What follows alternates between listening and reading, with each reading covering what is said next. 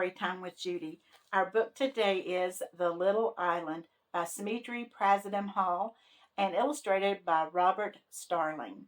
Well, all of the animals, they live together and they work together and they love it. And they do everything together. And all of a sudden, the geese decide that they want their own private little island. And they work together to destroy the bridge over to their island. Let's find out what happens when they're over there all alone and they don't have the help of the others. There was once a farm where all the animals were friends. They worked hard and each was at liberty to live and work where they chose. Together they looked after the farm and each other. It wasn't perfect, but they didn't always agree. Animals almost never do, but they liked it. The ducks and geese lived on a pond at the edge of the farm.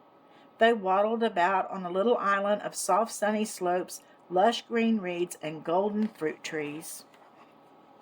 One day the geese began to gossip. Soon they were in a flap. "Why do the other animals come to our part of the farm so often?" honked one. "There really isn't room for everyone here," honked another. "No one listens to us. We aren't safe." They groused and they grumbled late into the night. The next night the geese called a meeting. "Our island was once a green and pleasant land," they declared to the ducks. "The apples were much redder, the grass was much greener, the sun was much warmer, and the food tasted better." The ducks thought this was a dreadful idea. They loved living and working together with the other animals, but there were more geese than ducks. I messed up. Next night the geese called a meeting.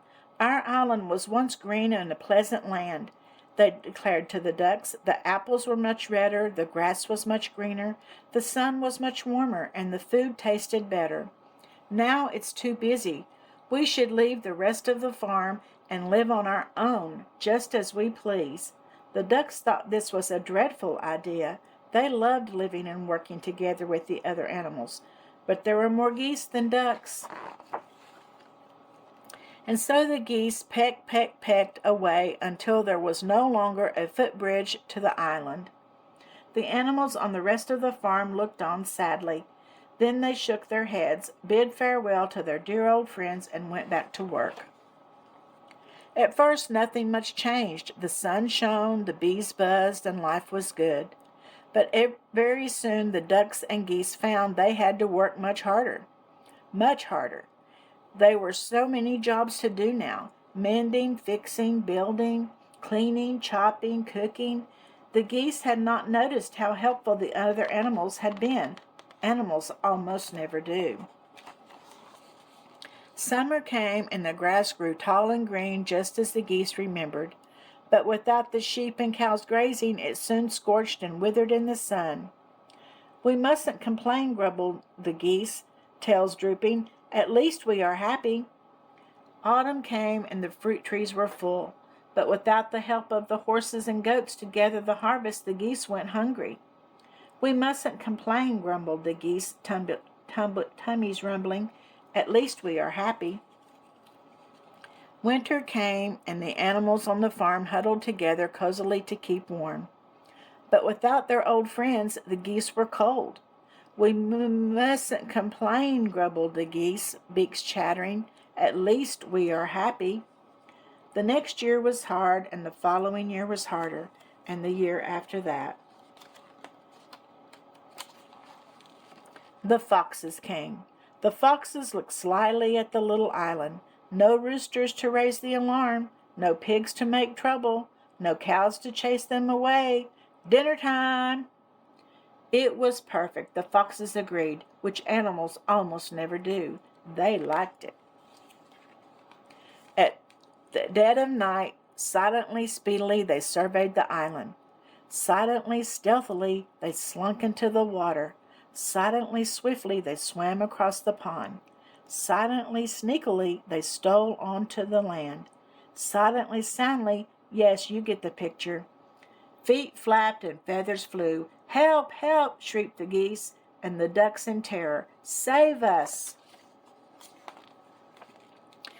The animals on the farm rushed to the water's edge, but alas, there was no footbridge to reach the island, and so the farm animals did something that animals almost never do. They bellowed and yelled all night long, until the foxes, who, as we know, prefer to work in silence, slid away into the night. In the morning, the ducks and geese wanted to thank their old friends. They remembered how once they had all lived and worked together. It hadn't been perfect, and they hadn't always agreed. Animals almost never do. But they had liked it.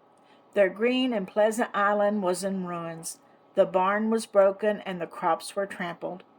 There was so much to do, and they did not know where to start. And then they had an idea. Carefully, they collected long pieces of wood and nails and screws. And then slowly, very slowly, they began to build a bridge. Welcome all the way back to the farm. The end. Well, they decided they were better off living with all of their other animal friends, weren't they? Living alone, they didn't have it as nice as they thought they would. So that's a lesson to all of us. Sometimes we need to be happy with what we have, right?